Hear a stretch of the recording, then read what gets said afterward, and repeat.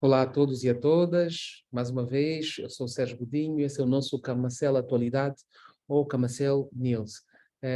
No âmbito dos vídeos informativos que temos estado a fazer relativamente ao Código de Processo do Contencioso Administrativo, esse é mais um em que nós nos propusemos tratar de uma das disposições deste mesmo diploma legal. Que diploma legal é a Lei 33/22 de 1 de setembro, não é? É então a catalogação do diploma legal que aprova o Código de Processo Contencioso Administrativo. Instrumento jurídico que, como temos estado a dizer, vai impactar positivamente naquilo que é a realização da arbitragem em Angola, exatamente porque nos traz essa componente importante que é de potenciar a intervenção da administração pública na arbitragem. Isso já era possível antes da entrada em vigor desta lei? Sim, já era possível antes da entrada em vigor desta lei, mas essa lei vem exatamente dar uma força maior naquilo que já tem sido a intervenção do Estado nas arbitragens. Como temos dito, subejamente conhecido também por todos nós, o Estado angolano é um Estado amigo da arbitragem e este diploma legal, de facto, vem também sedimentar esta amizade e confirmar esta aproximação do Estado com a arbitragem.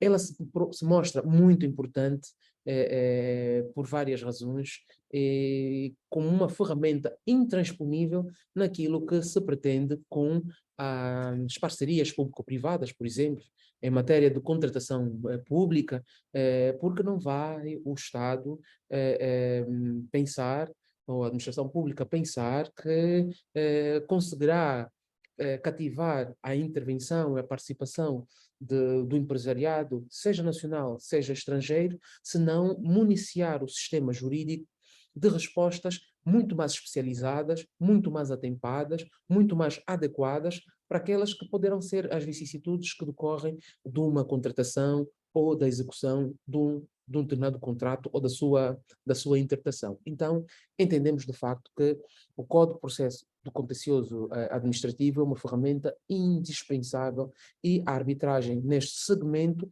é incontornável. Ora bem, para o dia de hoje nós trazemos o artigo 286, lembrando que nós estamos a tratar do capítulo 11º, que é o capítulo que tem como epígrafe a arbitragem, e nós já falamos do artigo 185. Hoje vamos falar do artigo 186. O que é que nos diz o artigo 186 deste diploma legal? Diz-nos exatamente o seguinte, e eu passo a ler. Tem como epígrafe a Constituição e funcionamento do Tribunal Arbitral e dispõe no seu corpo o seguinte: o Tribunal Arbitral é constituído, funciona e decide nos termos da Lei da Arbitragem Voluntária com as devidas adaptações. Ponto. E aí termina o corpo, o texto deste artigo. Bastante curto, mas que diz muita coisa. Diz muita coisa porque, nos termos desse artigo, se pode apreciar, se pode concluir que, de facto, o nosso legislador fez uma opção, do ponto de vista de política legislativa, não na construção de um instrumento jurídico especial novo de todo, mas optou sim pela remissão à lei da arbitragem voluntária para aquilo que será aplicável ao contencioso administrativo, claro, com algumas adaptações. A primeira nota é exatamente a questão que se coloca relativamente à constituição do Tribunal Arbitral e o seu funcionamento. Ou seja, será possível, salvo disposição em contrário desta lei ou de uma outra lei aplicável, não é? Porque aqui traz-nos o legislador a aplicação subsidiária da lei da arbitragem voluntária, não é? Ela há de decorrer processo de constituição e de funcionamento do Tribunal Arbitral nos termos iguais aos previstos na Lei da Arbitragem Voluntária, com as adaptações que, de facto, daqui resultarem ou de outro diploma legal aplicado, seja em matéria de Constituição ou de funcionamento, como fizemos aqui menção. Ora, Esta opção legislativa, que não é má, né, tem a sua bondade e que deve ser, sim senhor, aqui reconhecida, tem como primeira premissa o facto de evitar duplicação de instrumentos legais e muitas vezes até duplicação de opções legislativas no que respeita apenas ao número, atenção. Ou seja, dizer exatamente a mesma coisa que diz a lei A ou a lei B num novo instrumento. O legislador aqui economizou, aliás, acho que é uma técnica de economia legislativa, ou de legística, melhor dito, e que de facto faz todo sentido ser usado para, de facto, tentarmos encurtar razões quando sabemos que de facto a matéria é a mesma. Mas, no entanto, isso não pode fazer com que o aplicador ou o intérprete deixe de ter em linha de consideração que a lei da arbitragem voluntária tem aplicação subsidiária relativamente a estas matérias. Ou seja, no que respeita ao contencioso arbitral administrativo, a lei especial é a lei 3, a lei 33/22, é o Código de Contencioso, do Processo de Contencioso Administrativo, e não a LAV. Ou seja, a LAV terá aqui uma aplicação subsidiária, não uma aplicação primária. O entendimento que temos é esse. Pese embora o texto diga que os tribunais arbitrais serão constituídos e funcionarão e decidirão também, nos casos, né, nos termos da lei de arbitragem voluntárias com as devidas adaptações. Embora seja essa, embora diga isso o legislador, não torna esta lei ou estas normas especiais em razão da matéria como subsidiárias à LAV. Entendo eu, não é? Posso estar errado, e aqui ressalvando sempre opiniões contrárias devidamente fundamentadas, a lei primária seria esta, que em razão da matéria, e aqui duas vezes, em matéria da arbitragem e em matéria do contencioso administrativo. A LAV é lei, possamos assim dizer, geral em matéria da arbitragem.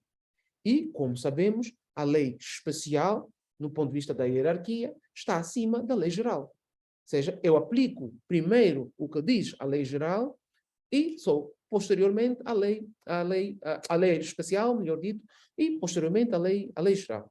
E se é essa a interpretação que deve ser feita, ou se é este o conceito, a premissa de que vamos partir, então a conclusão não podia ser outra, que a lei especial ou a lei primária é a lei 33/22, é o Código de Processo Contencioso Administrativo, e subsidiariamente, então, a LAV. E eu digo aqui outras disposições, por quê? Porque, como foi referido no início, a matéria do contencioso administrativo ou da arbitragem com a administração pública não passa a ser prevista no ordenamento jurídico angolano apenas com a entrada em vigor desta lei.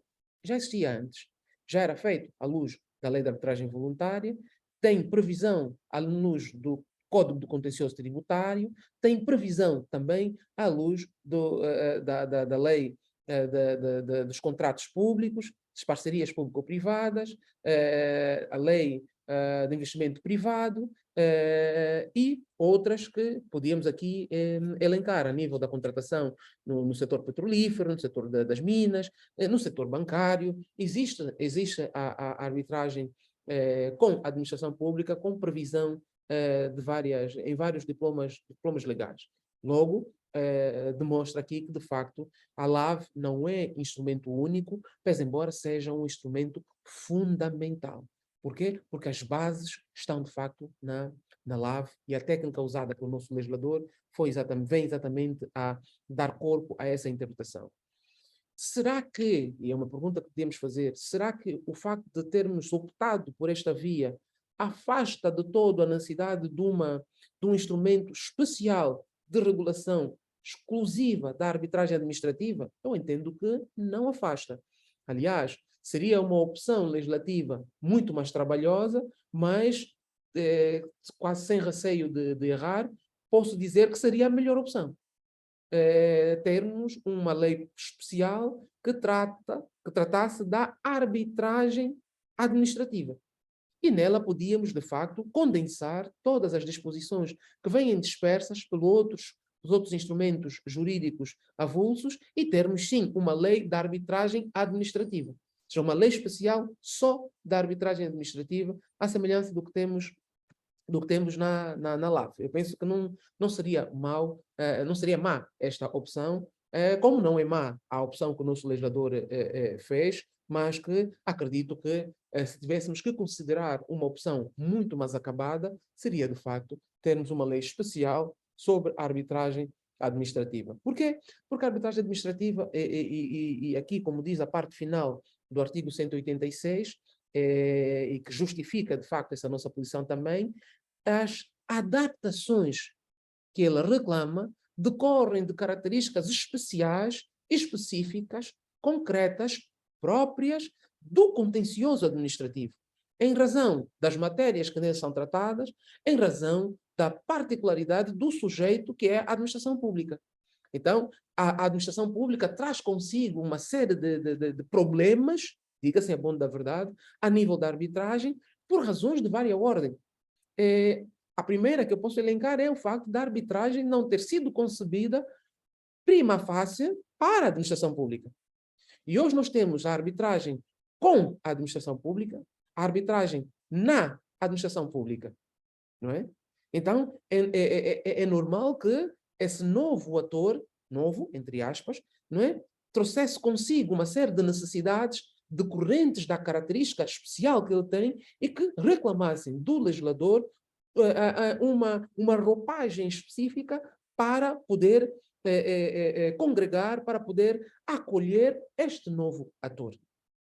Ator novo que pode ver a necessidade, ver o seu ingresso, permita uma expressão, na arbitragem, ou recurso à arbitragem, por duas razões primárias. Uma por uma questão de estratégia, de política legislativa, de política de gestão, de política administrativa, não é? Fazer esta opção. Outra, por necessidade.